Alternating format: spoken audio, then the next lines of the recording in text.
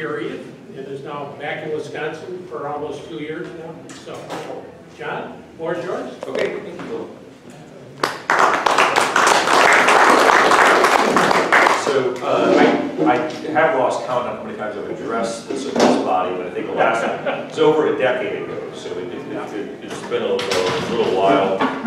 You know, Bill's introduction helps reconcile, you know, not a discrepancy, but at least something that requires some explanation between your program, which identifies me as historian and speechwriter for U.S. Central Command, which is the last job I had while I was on active duty before I retired, and my position as it's listed up here on the slide, the Ambrose Heseltine Professor in U.S. military history. So not to make this all about me or dwell too long on biography, the context I think is important for the insights that I'm going to share with you all tonight. And before I go any further, I recognize my wife. I should say it's nice to see a lot of familiar faces from past meetings of this group, but also some former auditors from my lectures at UW in the room. Probably would have more people here tonight were it not for auditors who knew what to expect and decided to brave the weather. But when I offer my new class or first lesson of the new semester, I put up this biographical sketch of my career in a single shot. You didn't worry too much about the image on the far left, which I just throw up to establish my bona fides as a Wisconsin boy. I graduated of Palmyra Eagle High School, and the rest of it is sort of the arc of my career, which in total amounted to nearly 25 years of uniform service outside of my time as a cadet at West Point. So it was nearly 30 years in uniform. The first 15 of that was active duty, and then I left active duty, come here to Madison in 2009, assumed my present position as the inaugural holder of the Ambrose Heseltine Chair in U.S. military history, but continued to serve as a reservist. And the truth of the matter is even though I've got nearly 25 years active duty, active and reserve combined, about 2/3 of that was actually as an historian, right? So I was a real Army guy, a real infantry officer, really for only about 7 or 8 years. And the rest of that time, the Army was paying me to write, read, to be a historian or to be historically minded. And it was for that reason that I was asked in 2017 if I would come back on active duty and go serve in the Joint History Research Office in the Pentagon, which is the history office that serves the Joint Chiefs of Staff. So for 3 years, I worked for the Joint Chiefs of Staff.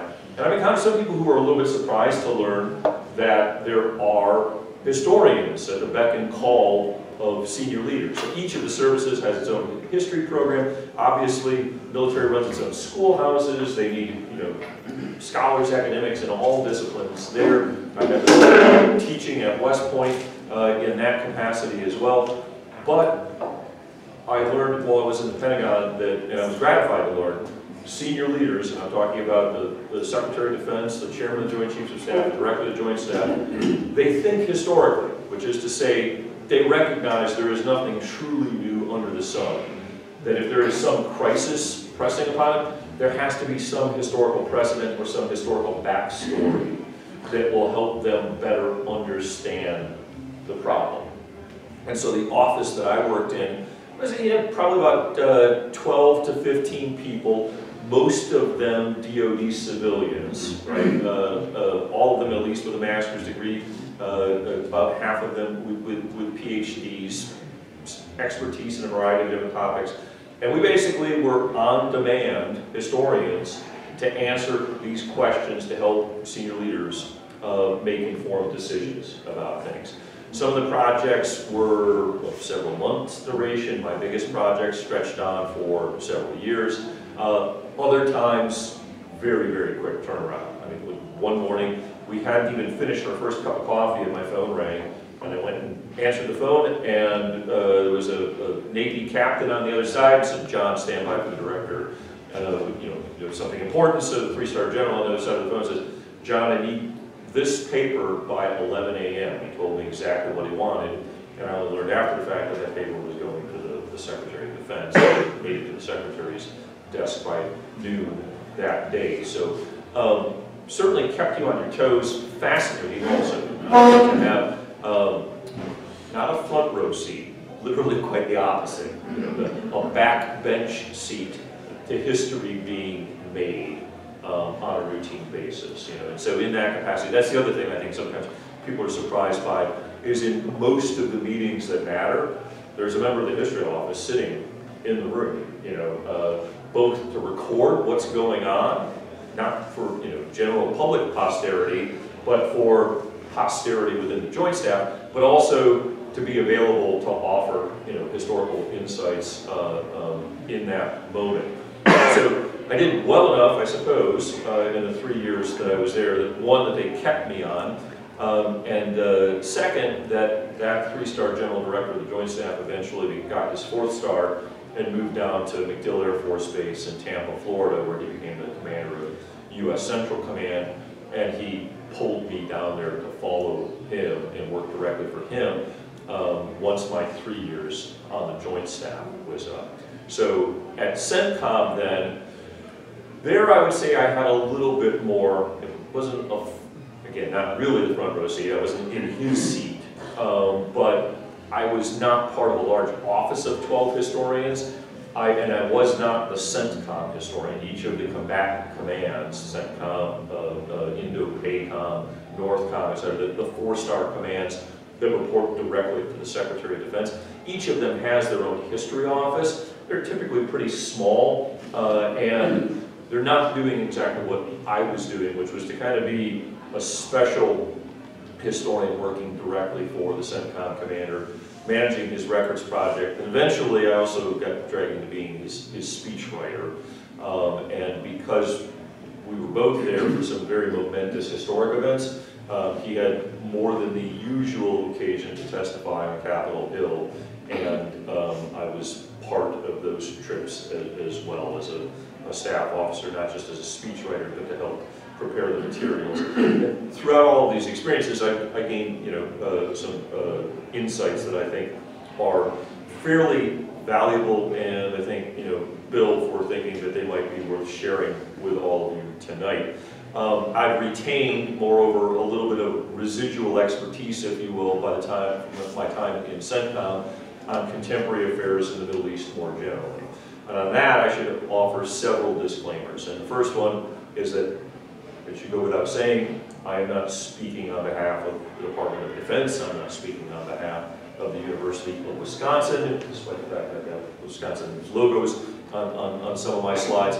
And I'm not even really a Middle East expert, although I do sometimes play one on TV, particularly on Channel 12 in Milwaukee, the 4 o'clock afternoon news. They've been bringing me on to talk largely about the war in Gaza about once a month or so. And we can talk about those things during Q&A if you'd like. My real expertise, those of you that know me, is in the borderlands of the early American Republic. So basically the period from the American Revolution through the Mexican-American War, particularly where American military history and Native American history intersect and overlap. That's what I really do. I also want to make clear that I'm going to be talking about Afghanistan tonight. I was not in Afghanistan. I have never been in Afghanistan. My time in Iraq was limited to a stopover at an airfield that I never left. I mean, I barely left the plane. I got a picture. My status in my post of Veterans of Foreign Wars derives from a very short tour in Kosovo, right? So I'm talking tonight about wars in Iraq and Afghanistan, for which largely I was an observer from a very safe distance. And so I approached this topic with tremendous humility and deference toward those who have served there, and particularly those who have sacrificed there. That being said, I am going to say some things tonight that I think some veterans, particularly of the war in Afghanistan, would probably disagree with, or maybe surprised by, and have to think about. I want to put this apparent disagreement in a little bit of context, however. one of the metaphors I use when teaching military history to undergraduates is that combat is the most chaotic kind of environment that you could possibly imagine. Clausewitz wrote about the fog and friction of war. There's a literal fog of war. You know, they're from, you know, whether it's from explosions or gunpowder. Battlefields are often obscure, and bodies are coursing with adrenaline. It is almost impossible. The military historians who are very candid about applying their trade have to acknowledge our tidy accounts of battles after the fact. I'm not talking about, you know, proper battles, so to speak, of antiquity, or the Napoleonic battles, or those of the Western Front in World War II. We get the stories so neat in the history books eventually that we think we know exactly what happened. In reality, there's a ton of guesswork going on to try to reconcile irreconcilable elements in these stories. And, you know, again, from the safe remove of, you know, the other side of the world after the fact, being party to efforts to piece together some of the things that went on in Afghanistan, same kind of dynamic. Eyewitnesses disagree with one another. It doesn't mean necessarily that any of them are wrong, even if it's seemingly incompatible. The metaphor which I referred to a moment ago is that of blind men being asked to describe an elephant. You've probably heard this one before. When somebody is at the tip of the trunk, somebody gets a tusk, somebody gets the, you know, a dried knee, somebody gets that tassel on the end of the tail, and you ask them to describe the animal that they are feeling. It does not seem conceivable that they are all accurately describing the same thing, but they are. And so what I am going to tell you is what I saw about the end game in Afghanistan from the perspective of a blind man holding the tail, if you will, okay? The fact that I wasn't there, it matters. It certainly matters. But I will tell you again, in the 21st century, with the marvels of digital communication today, the fact that the CENTCOM headquarters is in Tampa, Florida, and you know, years gone by, that headquarters exercising the kind of control that it does exercise, that it was exercising, would have been in theater. You know, it would have been there. You know, we have the privilege, the leisure of being able to have operational headquarters like that far away. But the last thing I want to say about this before I actually get into it, I'd like to humbly submit to you that my perspective on this, it derives less from my 25 years of service in the military than it does my training as a historian, right? So I had that front row seat to history, if you will, but it is my training as a historian. It's the historian's knack for putting everything in a much larger context and having the humility to recognize that there is so much that I don't know and that we don't know that informs this. So as I mentioned, I'm going to talk mostly about Afghanistan tonight and then answer any questions that you might have. When I first got back in the spring of 2022, soon thereafter, Veteran Services on UW asked if I would give a lecture on Veterans Day as part of the Year of the Veteran, or the Month of the Veteran, commemorating Veterans Day. And it gave me my first opportunity to kind of capture some of my thoughts and some of what I had witnessed regarding the end game in Afghanistan. And the full version of that talk is available on YouTube. If you go to the Department of History's YouTube channel, you can see that full talk, which is titled Afghanistan Anamnesis. I'm not going to repeat that talk tonight, but I'm going to summarize some of the most salient points which I've had a chance to kind of think about a little bit more since then. And again, I think it's important to leave some time for discussion as well. So what I want to do though is begin by telling you what I think the conventional wisdom is in the United States right now regarding the end of the war in Afghanistan, and then I'm going to counter it or complicate it. The conventional wisdom, I think, is that the decision to leave was sound, but the execution was botched. Especially suspect were the decisions to surrender Bagram Airfield without a fight, to pass on a purported Taliban offer to assume responsibility for the security of Kabul, and then in turn to trust that very same Taliban to provide security for U.S. allied forces around Hamid Karzai International Airport in Kabul.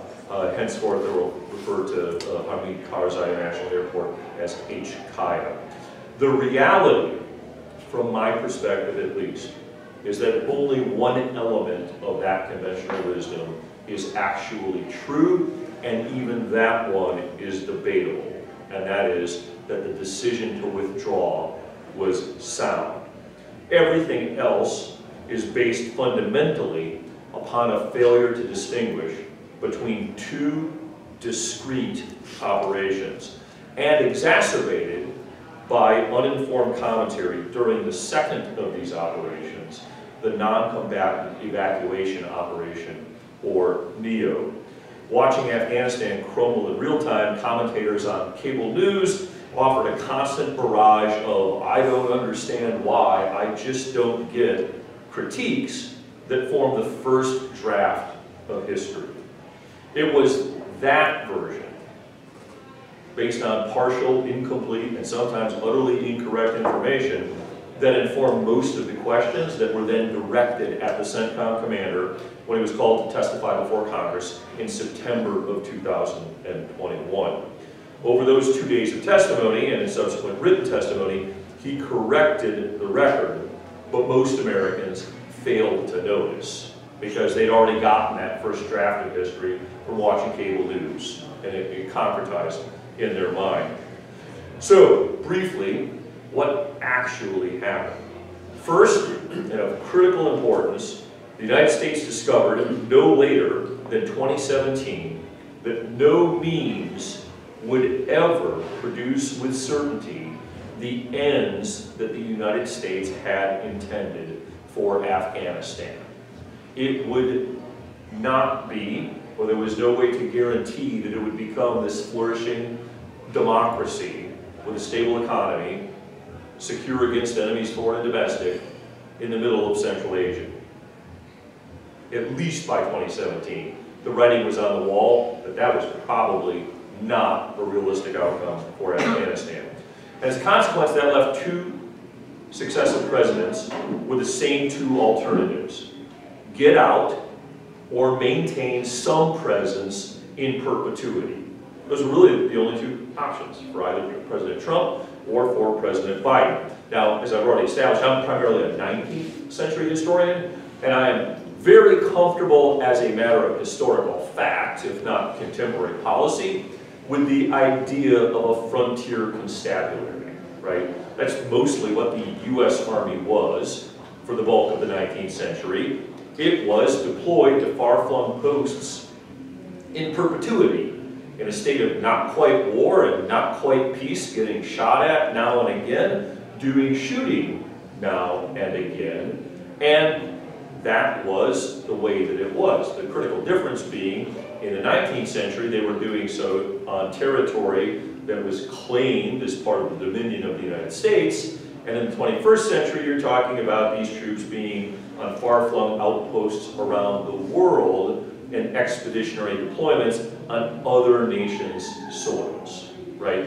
And so, although the United States had historically been comfortable performing a constabulary role, and all great powers in history, imperial powers, I would say, were likewise comfortable in doing it. It's probably to the United States' credit that it is not comfortable exercising that kind of imperial constabulary mission. And certainly, those two presidents who I've already mentioned, they weren't comfortable with the idea. Both Presidents Trump and Biden were part of a generation that sort of exalted the post-World War II sense that militaries are supposed to go win wars and then come home and be at peace, right? We've all heard this expression, forever wars. You know, America doesn't fight for forever wars. Great countries don't fight forever wars. Somewhat controversial, but I would argue to you that the situation the United States was in Afghanistan at the time both of these presidents faced that dilemma, get out or stay with a modest force presence, was at a level that does not quite rise to what I would call war. That's not an argument to say the United States should have said there. as I said earlier, that the one bit of the conventional wisdom, which I think is arguably true, the decision to get out was sound. It certainly reflected the will of the American people, and that cannot be discounted. But neither should we discount casually or immediately the military advice that was offered to both of those presidents, that U.S. security interests and the interest of the Afghan people would be better served by leaving a modest presence of forces in Afghanistan. What was interesting is the fact that our NATO allies were urging us to do that as well, right? So even in the halls of government, military leadership of our NATO allies, there was something approximating consensus that, again, our collective security and the interests of the Afghan people would best be served by maintaining a modest presence in the region. And by the way, NATO allies were going to foot 2/3 of the bill in terms of troops remaining in Afghanistan if we were going to do that. But neither of those presidents were comfortable with that. And so they each listened to and then rejected the military advice that was proffered to them. That's their prerogative. That's what presidents get elected to do, is make momentous decisions like that. All the people in uniform get to do is offer their professional advice and then execute the legal orders that are given to them.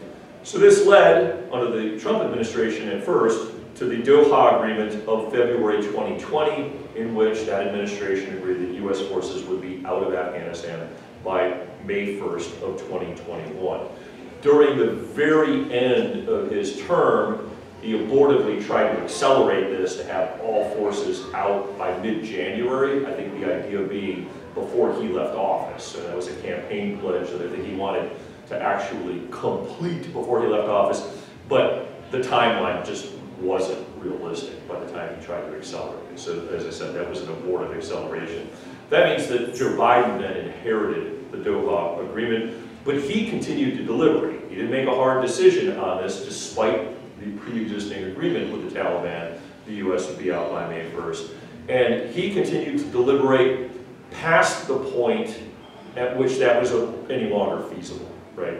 No orders had been given. Even if he decided to clap his hands and say, let's get out, we weren't going to get out by May 1st. It just logistically and administratively was not possible. And it was not until April 14th that he announced his decision to withdraw U.S. forces from Afghanistan, and that withdrawal would begin on May 1st, 2021, and it would end no later than September 11th of that year. Poetically, the 20th anniversary of the attack on the World Trade Center. This then provided General Austin Scotty Miller, the commander of U.S. forces in Afghanistan, his marching orders. It's worth pointing out here the practical division of responsibility in the region. I'm going to talk here to the map that's on the screen over my head. U.S.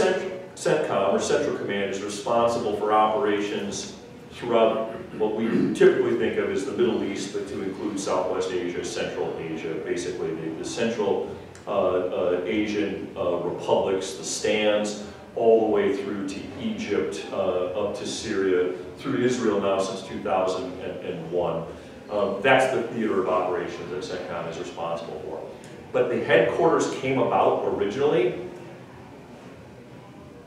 aimed at Iran. It is the United States' Iran combatant command. So the backstory of the origins of U.S. Central Command originate in the Islamic Revolution and the hostage crisis in Iran and everything that ensued from that.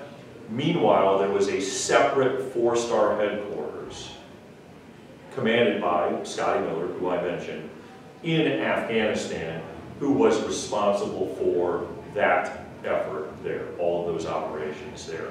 In terms of a technical chain of command, Scotty Miller reported to General Frank McKenzie, the Marine four-star in command of CENTCOM, but for all practical purposes, these are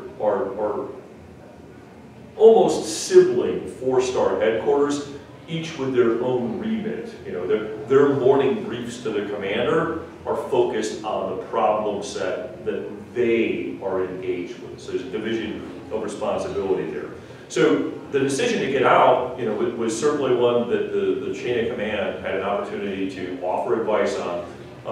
SecDef, the chairman of the Joint Chiefs of Staff, the CENTCOM commander, General Miller in US 4A. But when the decision to withdraw was made, principally those were marching orders to US 4A, General Scotty Miller, to withdraw those forces. He did not want to waste a moment. Right?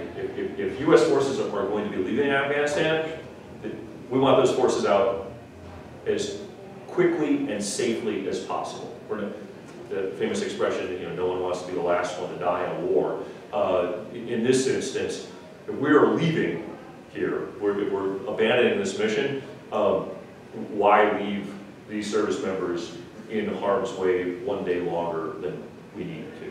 So he wanted it to complete this retrograde operation as expeditiously as possible. And as a consequence of that, the withdrawal, the U.S. withdrawal from Afghanistan, which is married to the NATO withdrawal in Afghanistan, they did everything hand in glove, essentially complete by mid-July of 2021.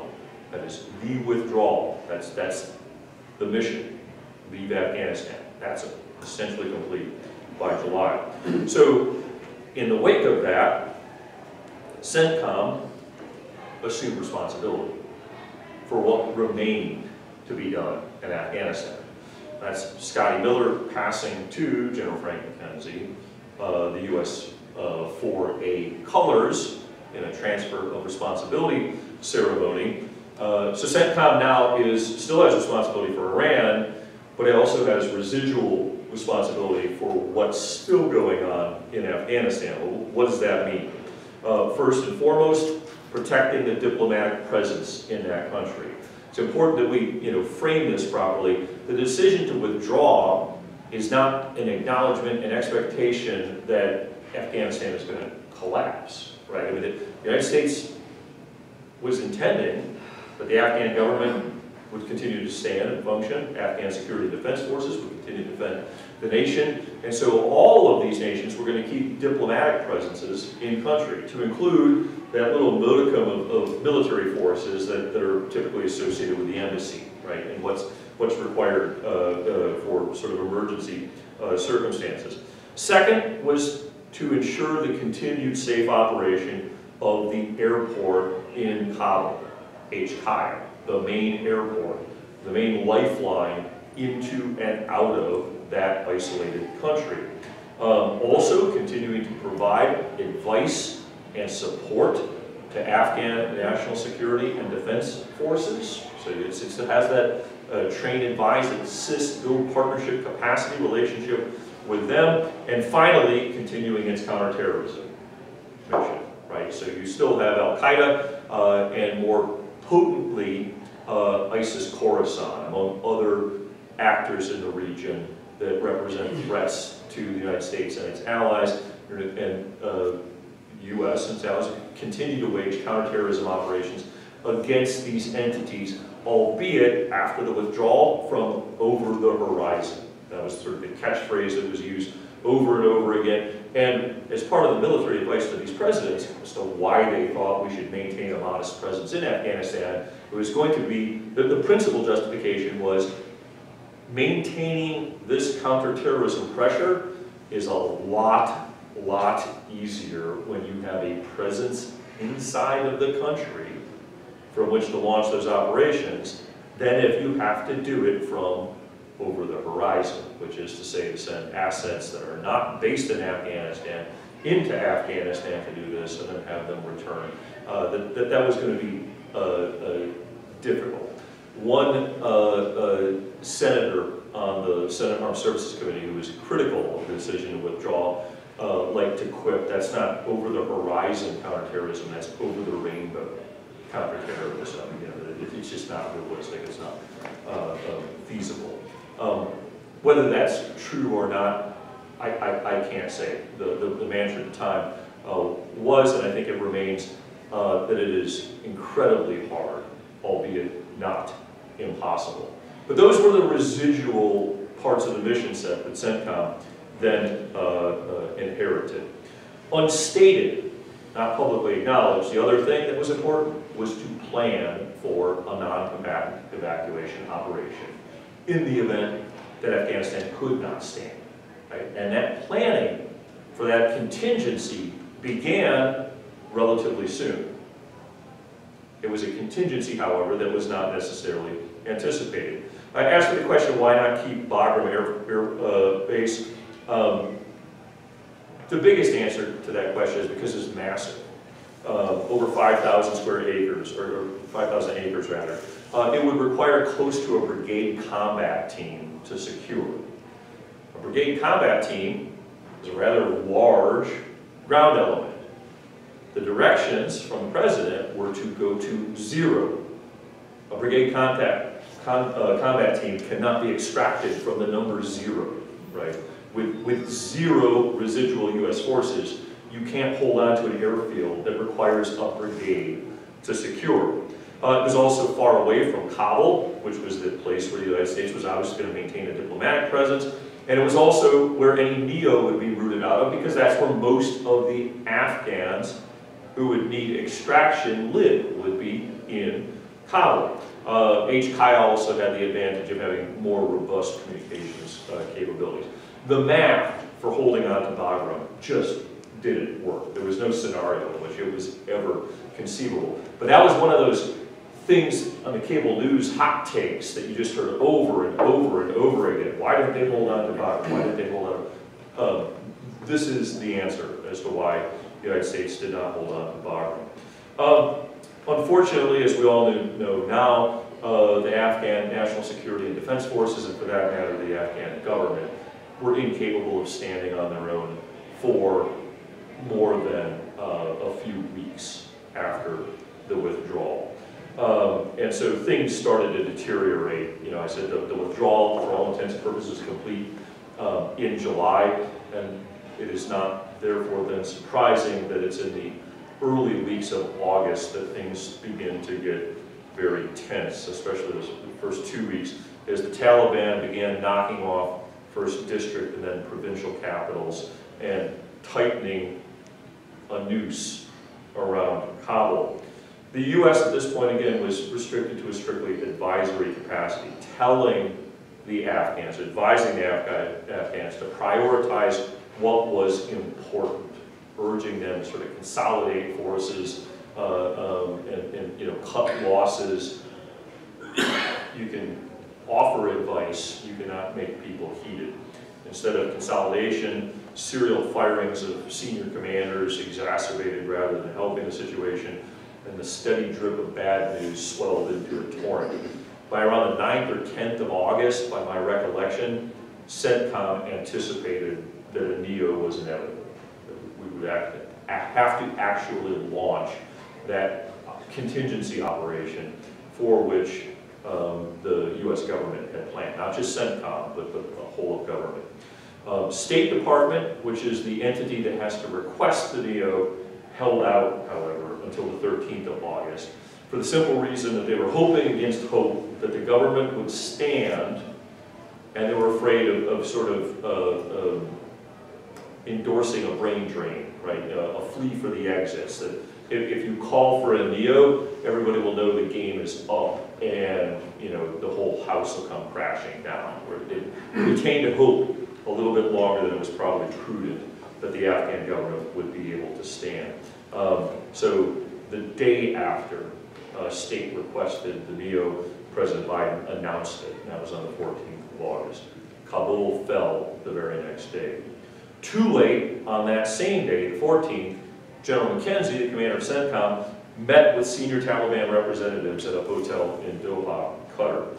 The intended purpose of that meeting was to propose that they stay out of Kabul, you know, keep your forces outside of the city, to inform them the forces that are flowing in now, we haven't changed our mind. We're not reinvesting in Afghanistan. They're coming in for the express purpose of conducting this non-combatant evacuation and getting these people to safety. You want us gone, we want to be gone just as soon as we get these other people to safety. The problem was by the time that they had this meeting, Taliban forces were already in Kabul. And Taliban representatives essentially told General McKenzie that. They also made what I regard to be a disingenuous observation. Well, somebody's going to have to secure the city. The presumption in there is that this was an offer to CENTCOM to secure the city of Kabul during the NEO. I don't believe that that was a sincere offer in the least. The United States packages for the NEO were not remotely adequate to the task of moving out and securing an entire city, the outer perimeter of Kabul. Moreover, a city which had already been infiltrated by Taliban fighters. For that to have happened, it would have entailed urban combat in Kabul, provoking the kind of fight that we certainly did not want to have. So the upshot, what ultimately came out of this meeting, was a Taliban agreement not to interfere with the NEO, and understanding and acknowledgement on their part that the forces that were flowing back in were just flowing in to conduct that evacuation operation. Eventually, the Taliban also agreed to provide an outer security cordon, not of Kabul as a whole, but of HKIA, right? So this was a partnership of necessity and a momentary alignment of interests. As I said a moment ago, they wanted us out, we wanted to be out, and for this purpose, they proved to be a reasonably reliable transactional partner. It's not an ally, not a friend. There was no trust, but there was a common an alignment of interest that worked to both parties' benefit at that time. There is no evidence at all that I have seen, that anyone I know has seen, that they were in any way complicit in the bombing of Abbey Gate that killed 13 Americans, which was another thing, hot take on the news. Everybody said, well, what do you expect when you outsource your security to the Taliban? And it continues to this day, this suspicion that the Taliban was somehow complicit in that attack.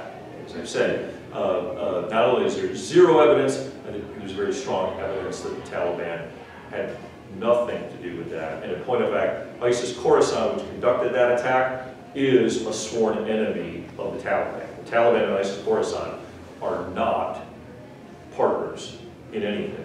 Still, that remains among the most alarming and heart-rending images of the non-combatant evacuation. Among others, the swarming of the airfield on 16 August, those 13 lives lost on the 26th of August, Zamaria Ahmadi and 9 members of his family killed on the 29th of August in a misplaced drone strike. All of these, along with the heart-rending stories of Afghans unable to get out, left the indelible impression that the withdrawal was a fiasco. This was not the withdrawal. The withdrawal was over. The withdrawal had been completed more or less in July. This was a subsequent operation under very exceptionally difficult circumstances that succeeded in getting a lot of people out of Afghanistan. But as I intimated earlier, the impression that this is the end of the botched withdrawal is based on a conflation of two distinct operations. The withdrawal of U.S. forces, ordered by President Biden in April, completed more or less in July, and then the subsequent NEO, ordered by President Biden on the 14th of August and completed just over 2 weeks early. The first of them happened so quickly and so quietly that the American people failed to notice. The second happened so rapidly and with so much Sturm and Drang that the world could not fail to notice. The problem for popular perception is that the distance between the last forces of U.S. forces Afghanistan leaving Afghanistan and the departure of the last C-17 from HKIA was so short, just a matter of weeks, days, that it appeared to be a single operation with a very messy ending. In my full talk on the subject, I refer to this as an indecent interval. This is obviously a play on the expression decent interval, which some scholars use to describe the Nixon-Kissinger endgame for Vietnam. Right? Now, Kissinger always denied that this was his actual aim. I think there's a lot of evidence that suggests it's actually the truth, and that is with the Paris Peace Accords that the administration didn't need South Vietnam to continue to stand forever. It needed South Vietnam to stand long enough that the United States was free and clear and back home happy enough so that when people tuned into TV to see tanks crashing down the gates of the presidential palace in Saigon, soon to be named Ho Chi Minh City, that enough time had passed that they conclude, well, we did everything that we could to help those people, and if they couldn't help themselves in the end, that's on them.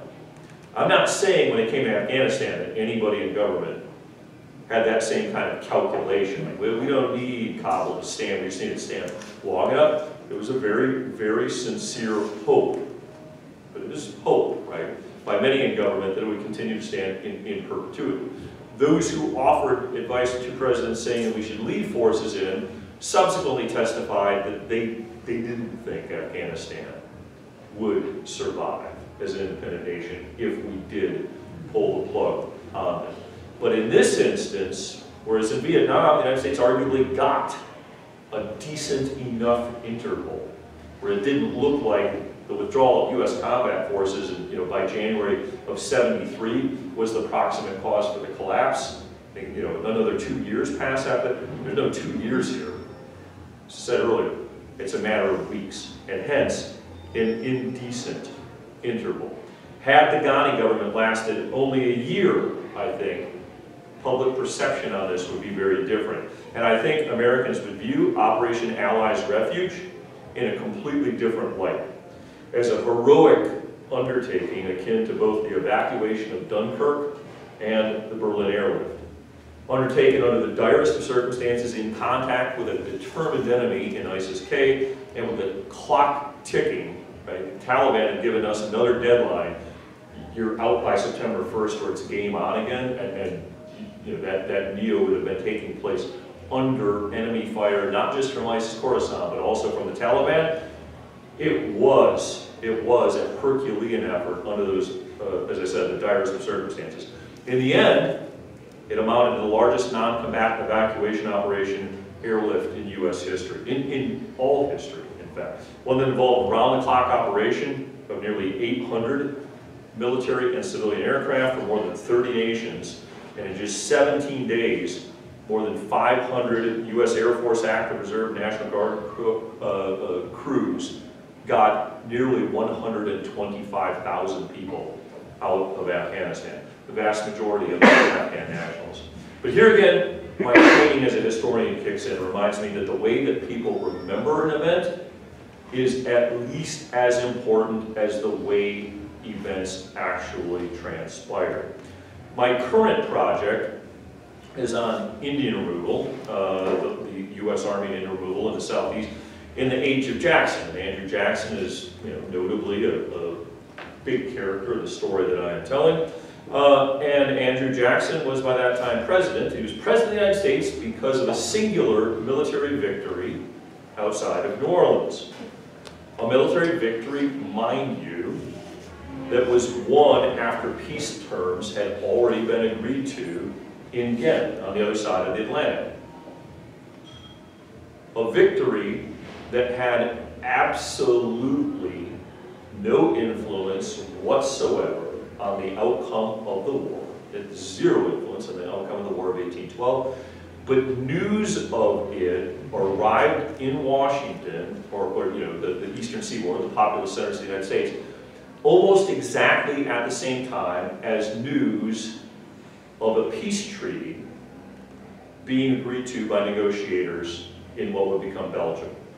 These two things, these two pieces of news arriving at the exact same time, created in the national collective conscious the idea, the conviction that the U.S. had won the War of 1812, and that Andrew Jackson was the man responsible for it, that he was a hero. And he rode that misperception into the White House.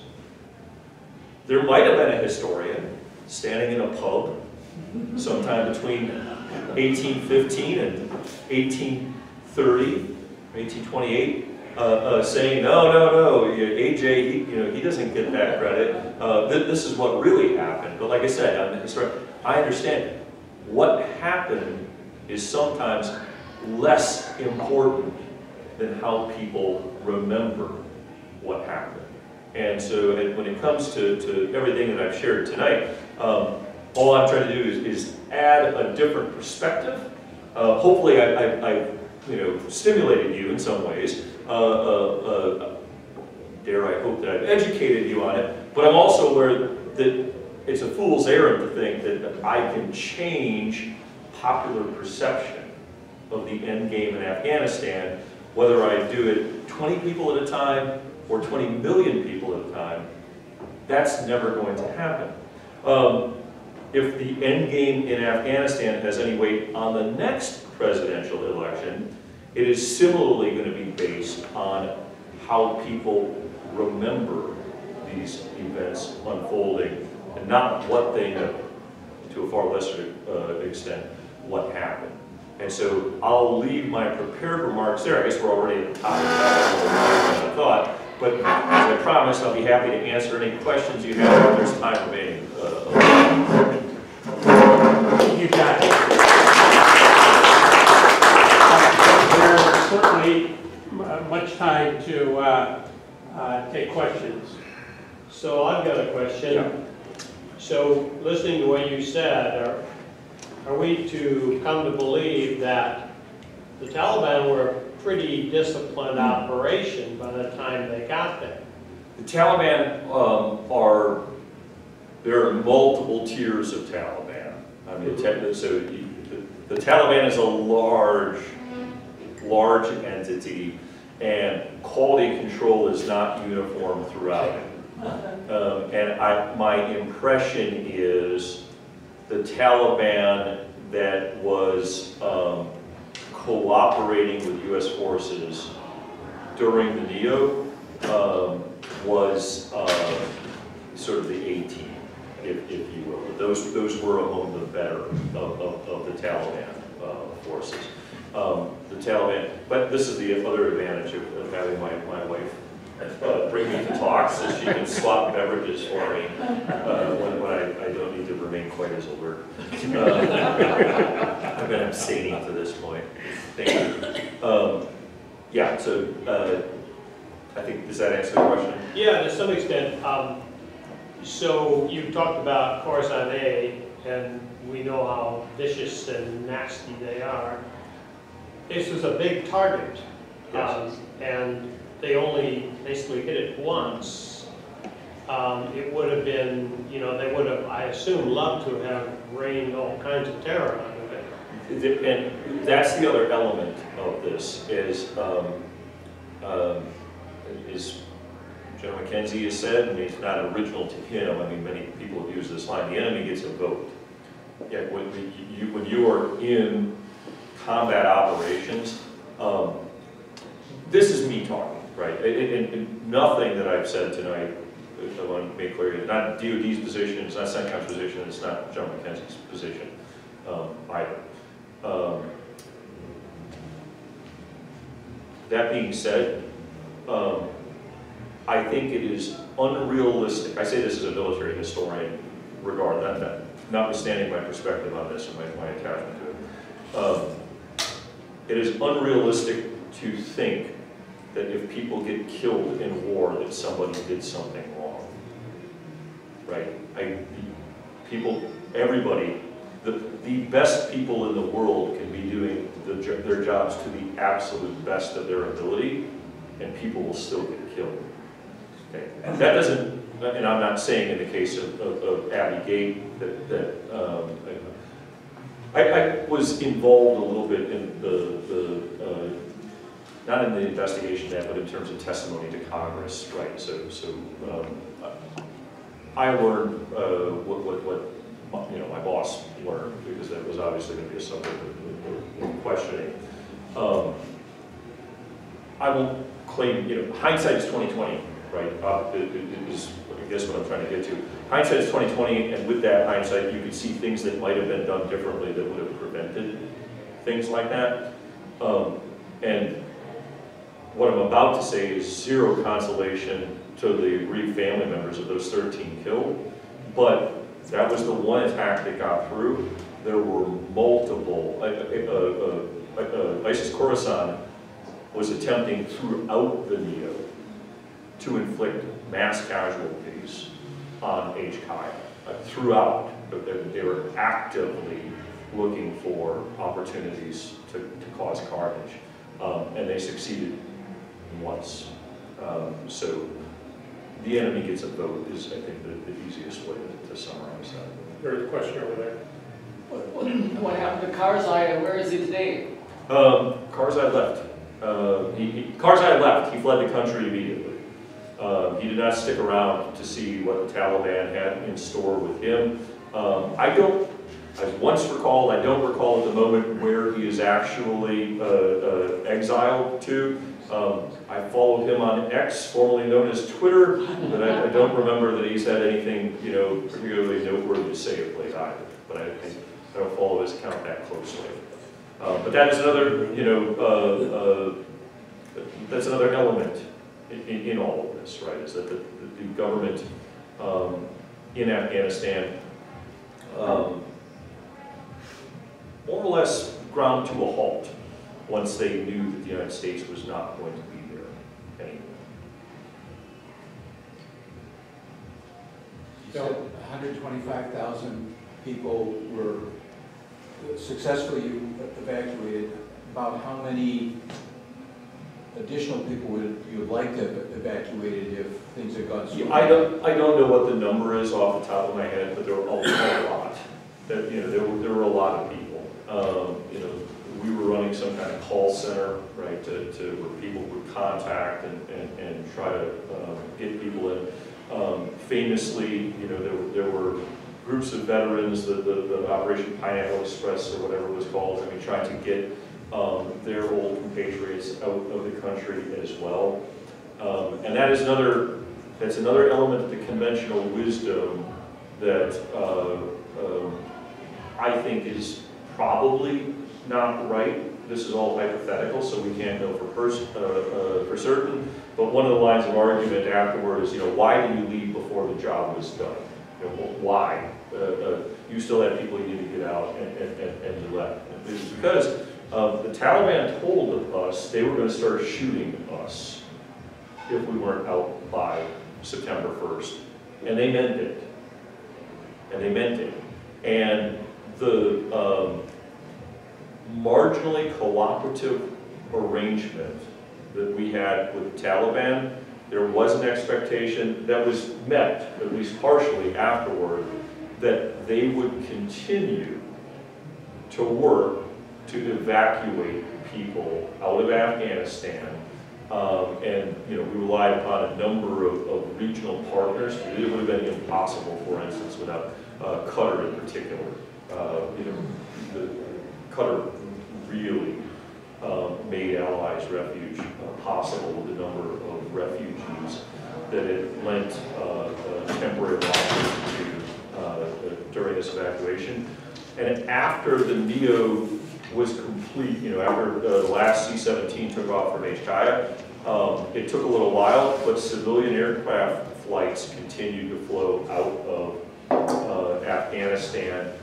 And so the thought at the time, and I think this is probably right, but again, it's hypothetical, so we can't know, is we were able to get more people out in the long run by leaving while still on relatively cooperative terms with the Taliban than we would have had we stayed until the job was done and ended up in a shooting war with the Taliban and completely scotching any possibility of continuing to evacuate refugees by civilian air flights later. John, what's your reaction to the view that the public perception, at least, of not a highly successful evacuation emboldened Putin in the Ukraine? That's hard to say. Putin's decision to invade Ukraine caught so many people by surprise. I mean, renowned experts on Russia and Putin admitted after the fact they got that wrong, because what he did to them made no rational sense, right? He seemed to stop operating as a rational actor at that point. At this point in the war, and given the way in which he's been able to consolidate his power at home and rally public opinion to his cause, and the outcome in Ukraine remains to be seen and tenuous. I don't know that he looks quite as irrational as he seemed to many analysts in the immediate aftermath, but I don't think he needed Afghanistan to convince him to do what he was going to do. He clearly got a lot of things wrong. I'm not saying he was clever like a fox and playing the long game from the beginning. I don't think he foresaw that he was going to have to play a long game in Ukraine. He underestimated the unity of NATO, his great strategic folly in all of this. It's a self-fulfilling prophecy, right? He has created exactly what he most wanted to not have to deal with, is a reinvigorated and a stronger, unified NATO, which is going to be a legacy that he's got to deal with regardless of exactly what happens in Ukraine. He certainly didn't anticipate that Ukraine was going to be as tenacious in defense, but I don't really find that the argument that this was a signal to him that he could get away with, he could pull a fast one in Ukraine. I just had a quick one. I just was thinking out loud. If maybe this quick collapse by the Afghanis in some way might have been, in a weird way, helpful, because if they had lingered, and let's say they own half the country, we've already pulled out, they say, Americans, if you'll just bomb the hell out of whatever, that'll turn the tide, or just send us, whatever, assistance, and then we're brought back in. But was that a hypothetical? Was that a thought that we might have to plunge back in if this had? No, I don't think there was a thought that the U.S. would again recommit combat forces to Afghanistan. There was very much the thought that Afghanistan would continue to operate somewhat like Iraq does today, right? In which so for instance, the United States left Iraq when it couldn't get a new status of forces agreement with the Iraqi parliament, and the Obama administration said we're out, and we left because the Iraqis wanted us gone. And then ISIS almost overran all of Iraq, and the Iraqis said, "Come back, please."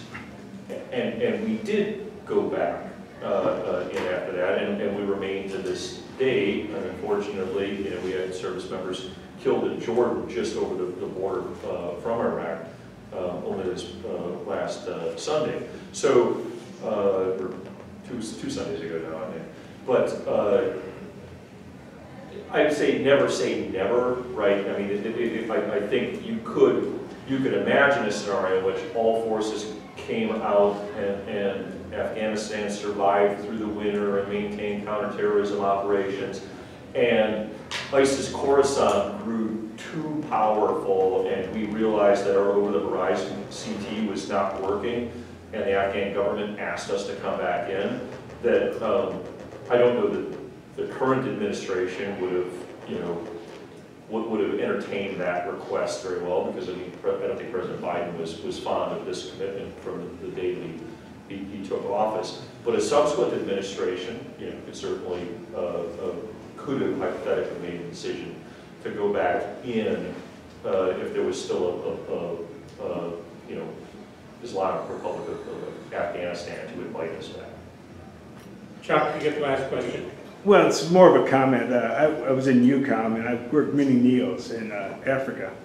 And to put together a NEO quickly and to get out 125,000 people is damn good.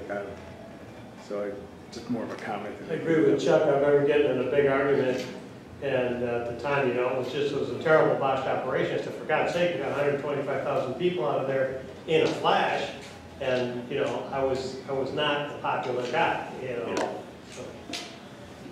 And have been unpopular for other things for years. Oh yeah, never a popular guy. John, thanks. Thank you, John.